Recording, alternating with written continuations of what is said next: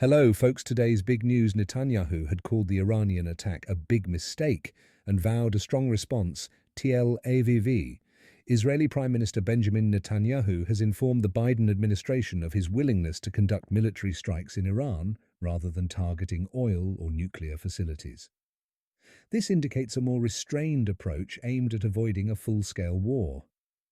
Following Iran's recent missile attacks on Israel, its second direct assault in 6 months, the region is on high alert for Israel's anticipated response, as there are concerns that the long-standing conflict between the two nations could escalate into direct military action.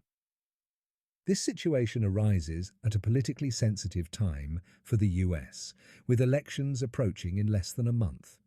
President Joe Biden has publicly stated that he would not endorse an Israeli attack on nuclear sites.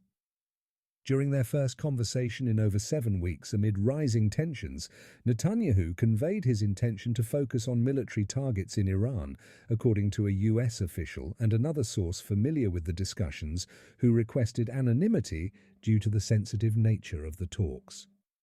False claims regarding Esmael Qaani, the Quds Force commander.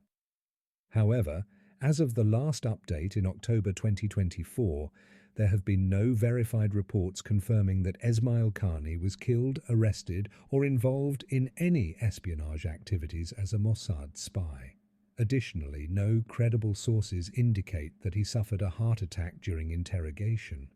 Yesterday, a commander who was with Nasrallah Hassan, who was killed, was being brought to Iran by plane from Lebanon and people who were there to receive.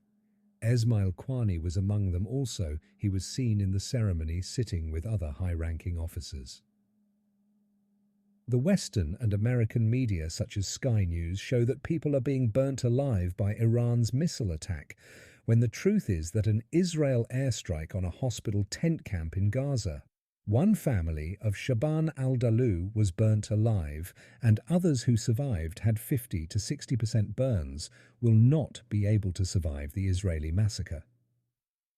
The Western media has made a lot of contributions to starving 2.3 million people at the start of the war in Gaza and supporting Israel's genocidal actions in Gaza, as well as the West Bank, now Lebanon, Syria and Yemen.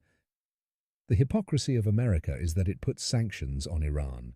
He is saying that Iran is an aggressor and he has supplied weapons to Russia for the Ukraine war. Yet he refused to put any sort of sanctions on Israel, keeps on violating international law, and is proven to committing genocides in Gaza. America is the obstacle in preventing Israel's officials from being prosecuted for the horrific genocidal atrocities committed in Gaza. Furthermore, if this is not enough, he keeps supplying billions and billions of dollars worth of weapons to Israel. Sanctions on Iran will not have a catastrophic effect. Iran will come out stronger than ever before, like it has done in 20, 30 years ago. There were sanctions on Iran not to buy weapons from other countries. Now there are sanctions on Iran not to sell weapons to other countries. This means Iran has developed its high-tech weapons despite sanctions.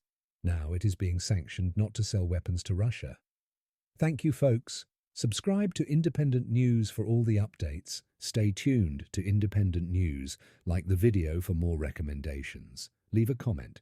Tell us what you think. Thank you. I would like you to do so for people who have not subscribed to the channel, so that every video uploaded can reach you. Thank you.